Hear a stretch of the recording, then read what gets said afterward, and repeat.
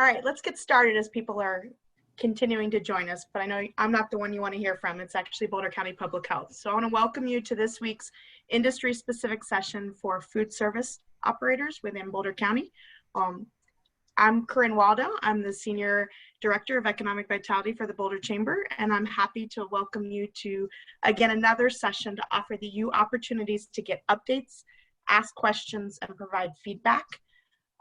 Please put your questions in the Q&A or the chat feature throughout, and I'll ask them. If your question doesn't get answered or something comes up afterwards, do not hesitate to email myself or Boulder County Public Health with those questions. It's better that you be safe and that you follow the rules as they're directed than to just sit there and wonder. So we really want to give you as many opportunities to ask your questions as possible. At this time, I'll hand it over to Lane Drager with Boulder County Public Health. Thank you, Corinne. Appreciate your continued collaboration and partnership, and thank you all for attending. So we're going to do much of what we've done in the last several weeks. We're going to give you kind of an update on where things are at with COVID. We're going to then really dive into what you want to hear, which is specific to the food service folks and what those orders require and some of the changes that we've become aware of, and then make sure we have ample time for your questions and then hopefully good answers from us.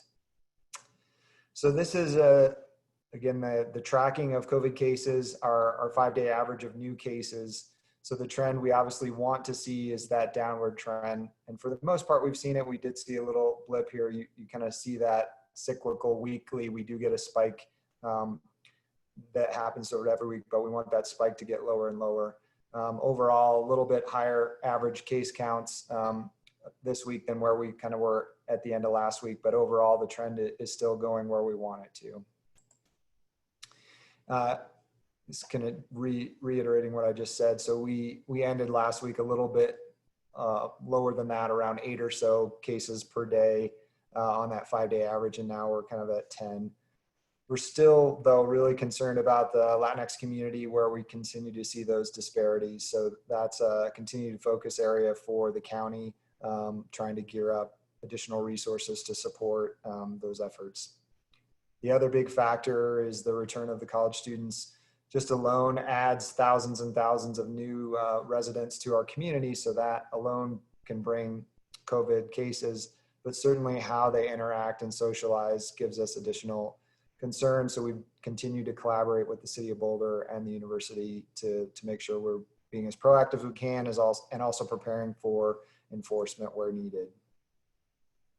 One of the other big metrics, and we'll talk more about the metrics for Protect Our Neighbor, but those hospitalization rates and the overall testing and the rates of positivity all are going down or staying low. So those are all good trends that we want to continue to highlight, and happy to see. So this one is too busy for you to see all those things, but this is kind of our tracking of those Protect Our Neighbor metrics. And this is all available on our website. So we have that data that you can kind of get in and see this more closely. But just to give you a status update of the 9 metrics that we're tracking, we have met 6 of those. Again, we need trends to stay where they are to stay at that status of meeting. And then 3 that we've partially met. So there's none that we are not meeting at all. So those are all good signs. And again, we're going to continue to monitor things and see how we progress there. So the other big things that we want to focus on are kind of, again, well, I'm going to turn over to Zach here, looking at the food service regulation, things that may have changed since we may have done the last update to this sector, and then specific also to your alcohol sales. So I'll turn it over to Zach. Hi, everybody. This is Zach Lustgarten. I work in the Food Safety Division of Boulder County Public Health. And since we last met, we have some key updates that won't necessarily show up for you in the actual public health order. So wanted to highlight these items, and we'll have room at the end of the presentation to talk about them in depth if you have questions. But getting started here, the face covering requirements still remain in effect. Obviously, they're required for customers at all times when they're not seated and eating and drinking. So when they're entering and exiting your restaurants, they need to have those face coverings on. And some other key updates are in the beginning of our public health orders for food service industry, it was called out that gloves were required for wait staff and actually everybody. But now they've really kind of gone back to exactly what it says in the retail food code, which is essentially ready to eat foods, gloves are required. But your wait staff, if they're not handling food, they're not required to wear gloves. Some other loosening of what we saw in COVID restrictions are menus. Menus can now be reused so long as they're cleaned after each use, or they're cleanable and are able to be cleaned and sanitized between customers. So there was a lot of pushback there in the beginning on that requirement, and there were a lot of costs associated with it. But so now we do have that ability to reuse those menus as long as you're able to spray them down with a sanitizer and fully clean them between customers. Self-service soda machines are now allowed. So customers can now get a refill without getting a new cup. So again, this is a loosening of those COVID restrictions. Multi-use utensils that are used at self-service stations are still not allowed though. So what we're talking about here is at a convenience store, hot dog roller tongs or scoops at bulk food bins and coffee urns. Those types of things are still not allowed. So I want to be very clear about that. Convenience stores that offer self-service pastry boxes though, they are allowed as long as they do not have multi-use utensils. So deli tissue would be adequate, but again, those tongs or multi-use utensils would not be allowed. So these things you're not going to necessarily see in the public health order, but this has come directly from the state food safety team. So that's why we're sharing these. Moving on to our next slide. Sorry, Zach. Oh, no worries. What we've also had a lot of questions and comments coming back from industry are these table condiments. So imagine your salt, your pepper, ketchup, mustard, barbecue sauce in our barbecue facilities. They can be used as long as, again, they're cleaned and disinfected between each party. So just as we saw with the menus, now they're allowing these table condiments to re-enter the fold so long as they're cleaned and sanitized between, I should say cleaned and disinfected, that's the actual language there, between parties. As we spoke last at our last visit, which was weeks ago, there has been an update to the building capacity limitations. So in previous iterations of public health order, it was 50% capacity or 50 people per establishment. But now we're looking at capacity of 50% or 50, whichever's fewer, per room. So this is a huge change.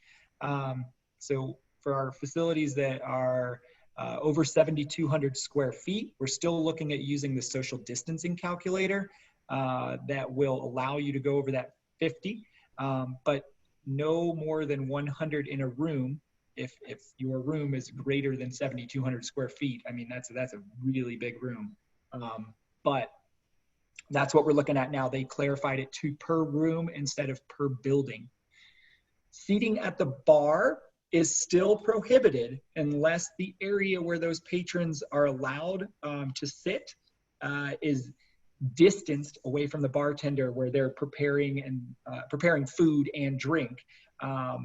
So if you have a well area where your bartenders are making drinks, that needs to be at least 6 feet from your customers, but a designated area is what it states. Patrons in different parties must still be seated at a minimum of 6 feet apart. So again, we've gotten a lot of questions around the bar situation where we're seeing like one bar stool between parties. That's probably not enough, okay? That's unused. We still need 6 feet, whether it's at the bar or at the tables.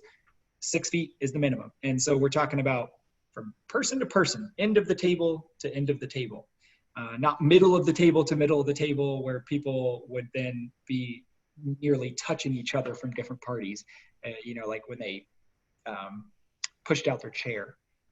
Party size is limited to 8 or less. So if you have tables in your facility, make sure that they're not getting moved as the night goes on. So parties aren't coming together and forming large tables greater than 8.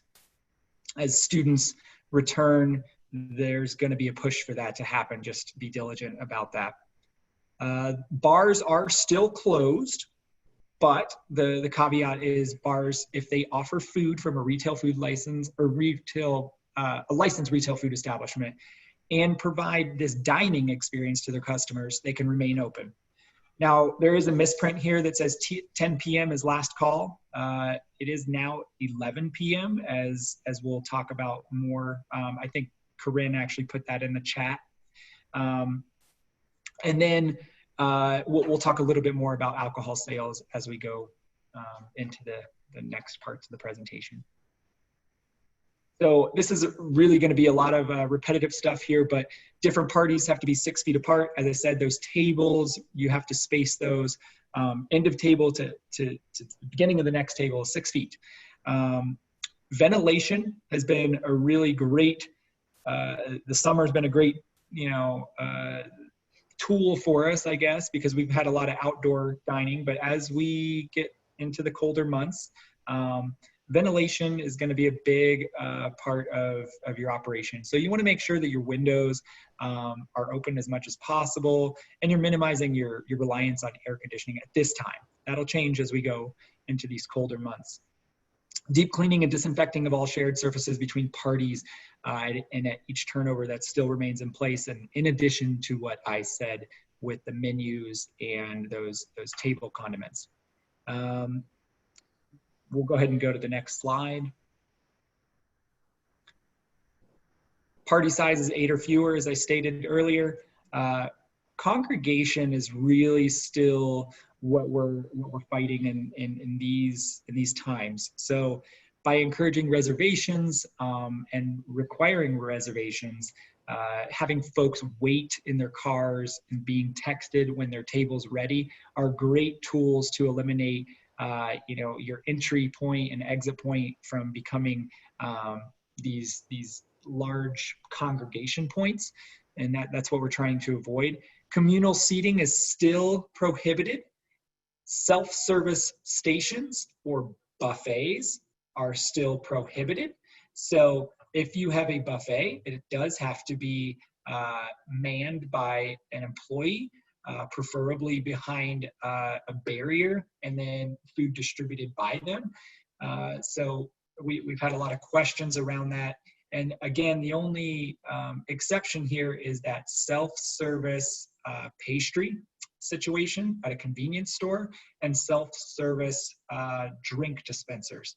So that is where we have seen loosening of those restrictions. There's still no seat yourself options. There should be a greeter and someone in your facility that is in charge of just ensuring that your staff and patrons are adhering to all the Safer at Home requirements. Because we still are in Safer at Home, as Lane mentioned, we've met 6 of the 9 requirements for protect our neighbors, but for the time being, we're still in this spot of Safer at Home. Other things that we've talked about in the past are creating proper distancing and flow of traffic through markings, and clearly marking your tables that are closed to eliminate any confusion as the night goes on towards that 9 and 10 o'clock time, especially if you're a bar that is now providing food service, that we're eliminating the possibilities for congregation. Moving on to our next slide here.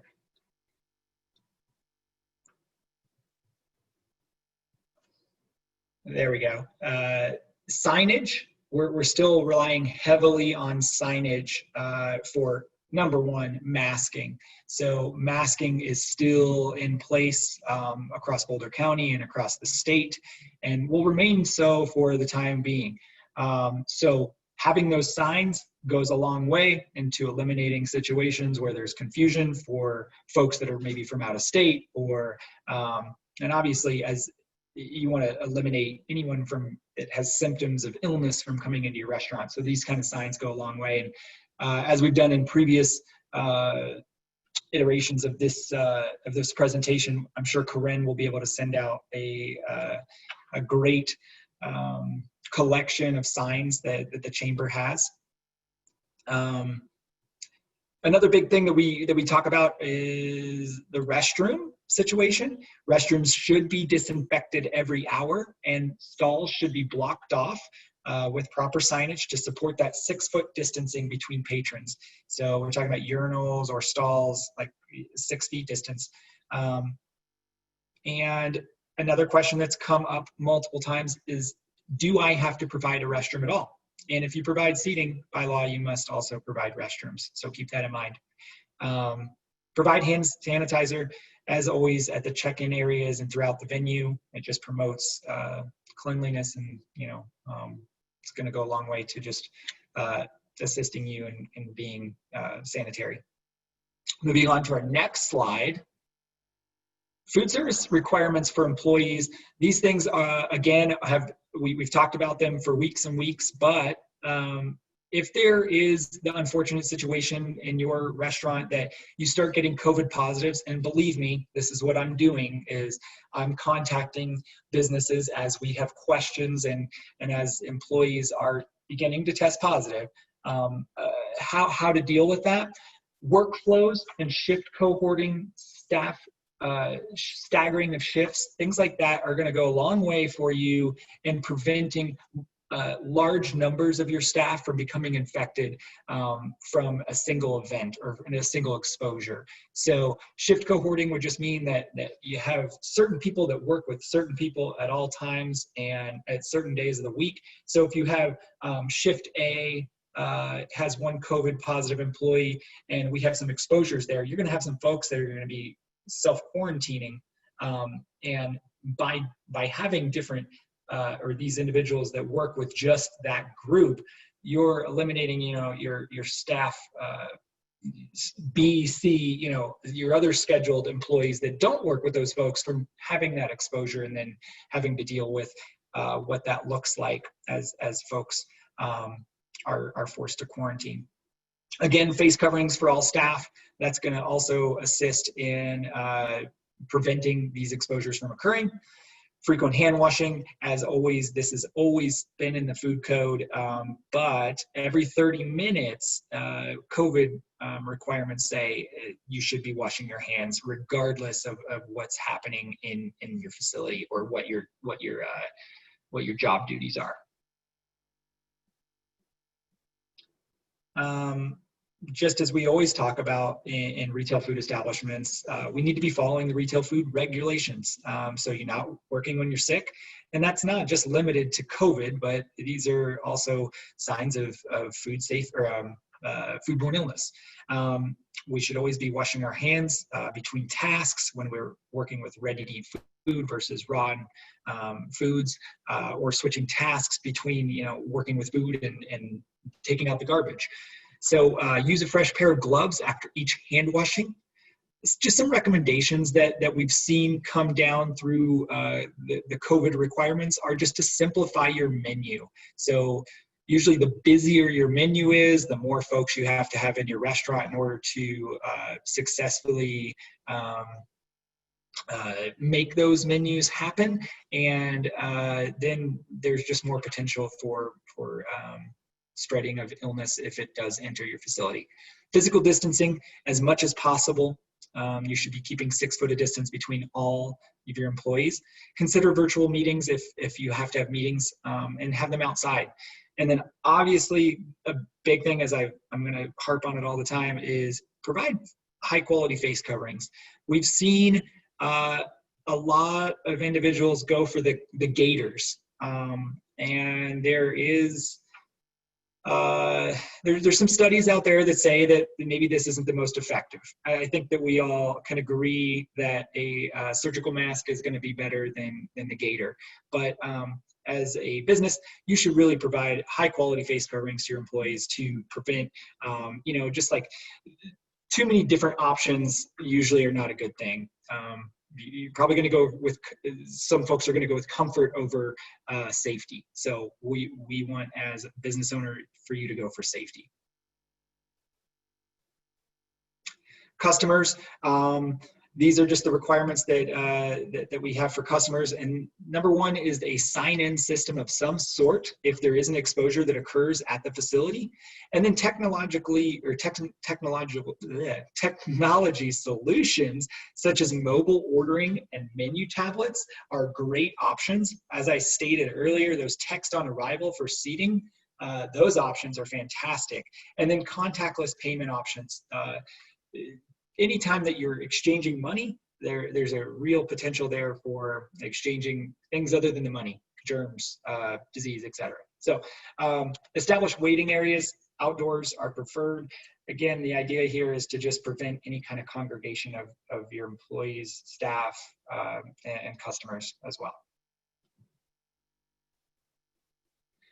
We still are in sit down only. I know this is hard to hear in those bar establishments, but there is really no allowance for dancing and mingling in a retail food establishment or a bar that has a dining experience. We're still looking at sit down only.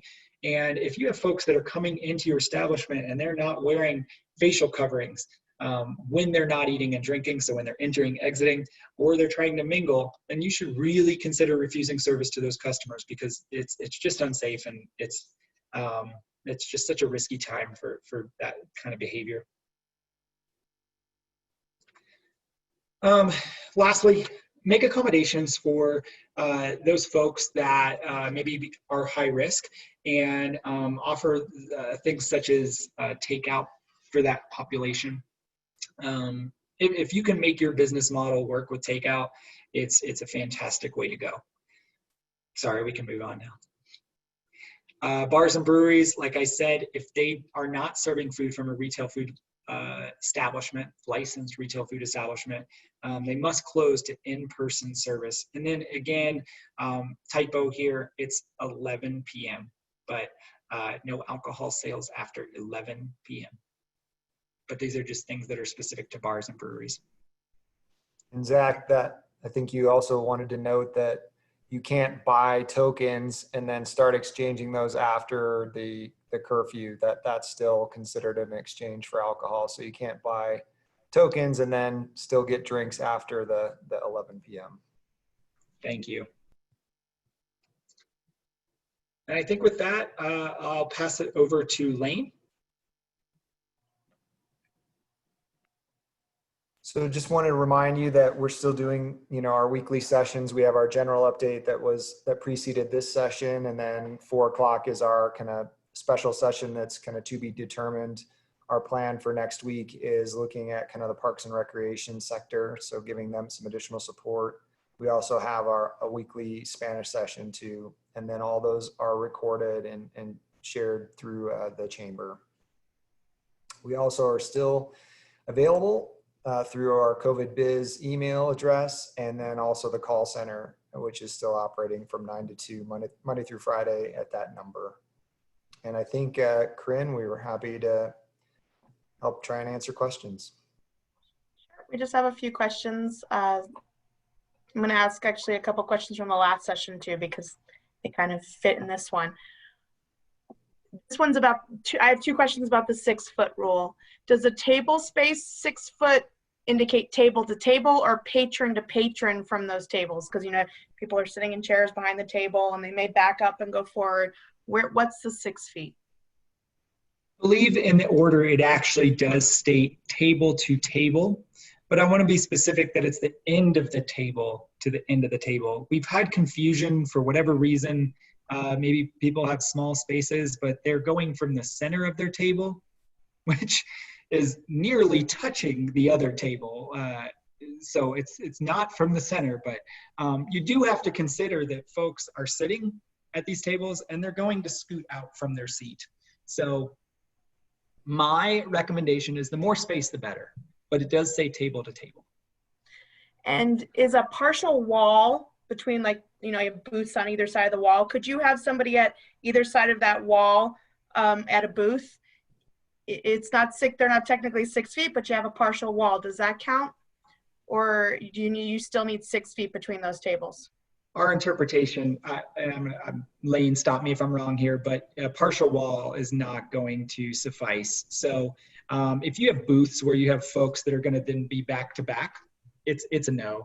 You just have to, every other booth would have to be sectioned off or, taped off. Partial walls are not going to be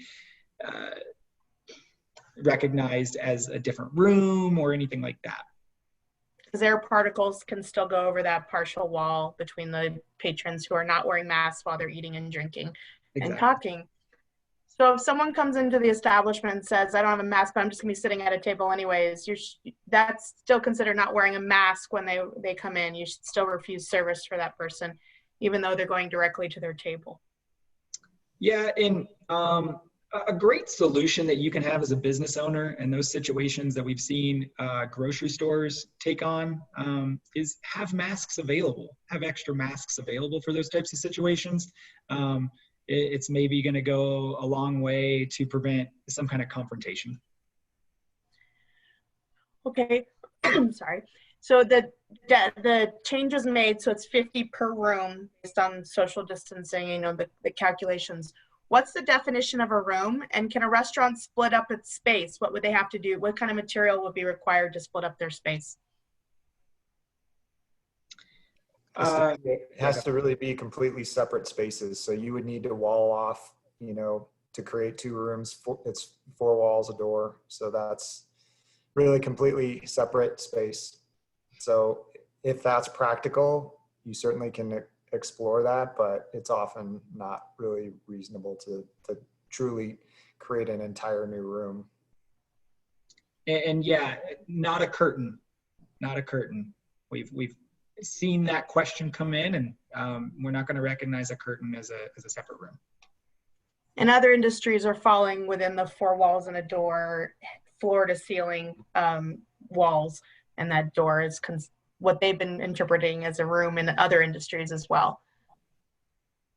Let's talk about the bar. So if someone has a really long bar, let's say it's a 14-foot bar, could you have service at one side of the bar and keep the bartender at the other side? Yes.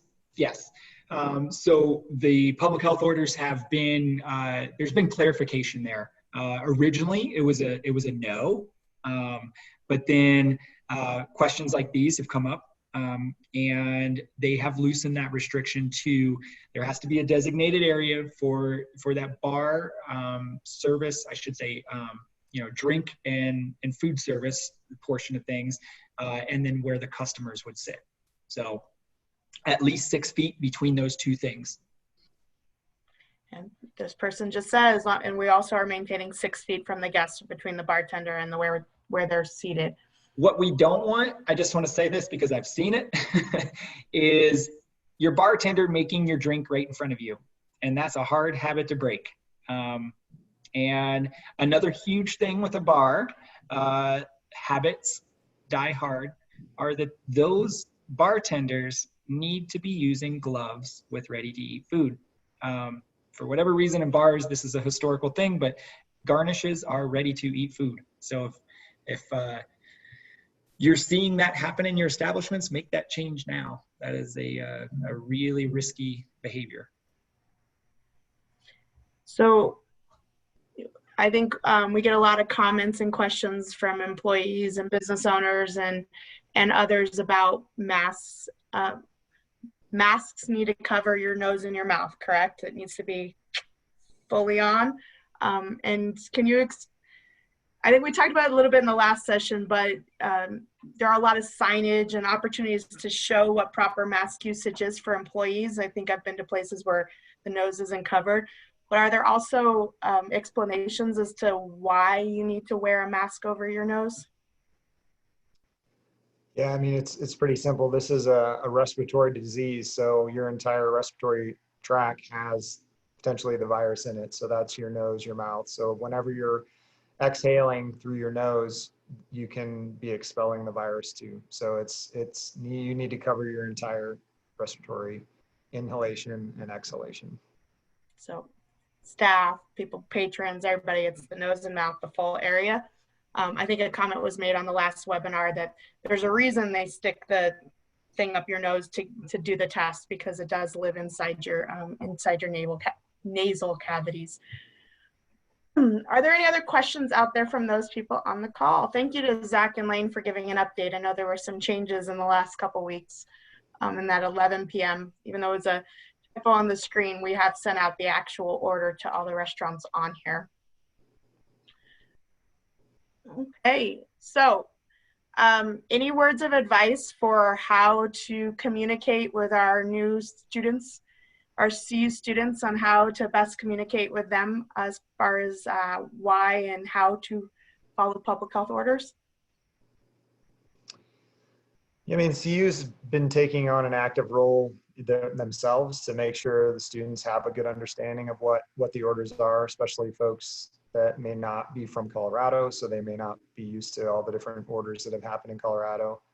I think it's similar to your other patrons. This is important for your business. You know, you need to protect your employees, and so they're a huge risk to your employees. So outside of that, I don't know that there's other special needs to focus on that audience.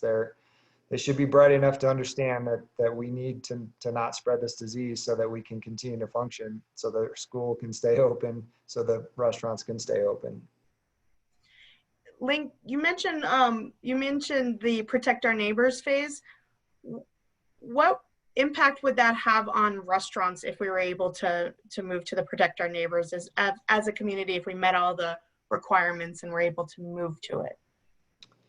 I think in general, the Protect Our Neighbor starts to look at increased occupancy. It looks kind of at that. I think it's more like a 50% occupancy. It doesn't set additional limits to say like you can't ever go over 100 or over 50 or this or that. So it would overall increase probably some of the capacity. But largely, a lot of the activities that they're doing are going to continue. You're going to need to do employee screening still, keep the sick people out. You still need to clean your bathrooms. I mean, so it's not a dramatic shift, but it does allow for a little more occupancy. So the CVB in partnership with Downtown Boulder and some others are starting to start social media campaigns directed to the student population, and that we have some great campaigns going around in our city, in the city of Boulder, particularly around protecting the buff, you know, and protecting the herd.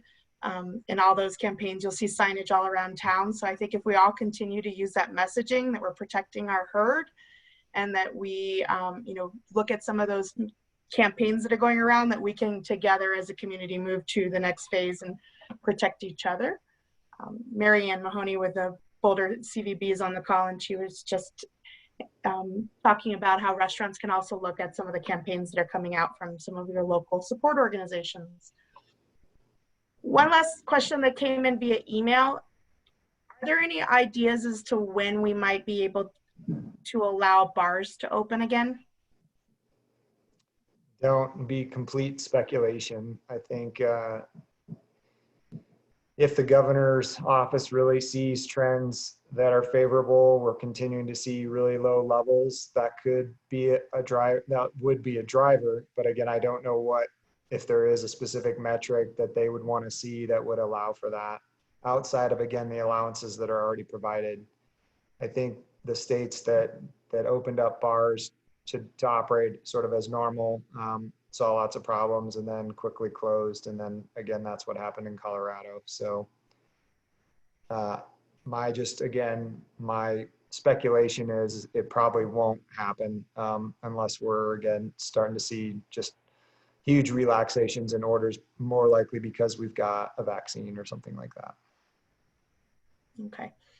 So if they're providing that dining experience, that sit down experience, they're providing food, though that's the opportunity for that bar to open again with last call at 11.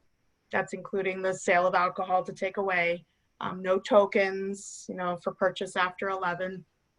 And again, sit down dine experience. I think Zach, you mentioned it a couple times, but we just need to remind ourselves that as we get more people in our community and our establishments are entering into the winter months and so forth. Are there any other questions out there? We will have a tape recording of this, and I will say that the Spanish session is also available if you have any employees that speak primarily Spanish and need help understanding the public health orders. We do have a full line of translated webinars about the public health orders, the requirements, and there are a few that have been directly made for restaurants. So we can point those out. I can hand those to you. I can send them to you, whatever you need, so that you can also communicate with your employees. All right, so there, one more question that came in. Will it be possible for restaurants to place a tent in the extended patio once we get into winter weather? Yeah, I think those are going to be those ongoing discussions for the municipalities on what I know Boulder had extended through October, I believe, and other municipalities looking similarly to allow for those areas like in the rights of way where people have expanded their outdoor seating. So we don't necessarily have exception with that, but tented spaces would be considered indoor spaces unless they're open on the sides. So if it's just a roof, then it's outside, but as soon as you wall it up, it's going to be an indoor space, which again is still going to be allowed, but now you're going to make sure your occupancy is based on your ability to separate those tables by 6 feet and still allow for flow for people in there. And then it isn't totally clear on liquor licensing, whether you'll be able to sell alcohol and deliver it out there. All those pieces are outside of public health's purview. So we support certainly you having as much success as you can, as long as you can address the safety of your patrons. So we don't have any issue with tents, but they would be an indoor space. So you need adequate ventilation in those spaces. And I would check with your municipality. So if you're in Erie or Boulder or Longmont, to see what their extension is on their right-of-way piece. City of Boulder, it's October 31st. But again, there may not be clear extension from the state on the liquor piece to that. So make sure you're in communication with your municipality. They're also talking about tents versus heaters and whether or not you can have one or the other or both. And in some cases, you can't have both.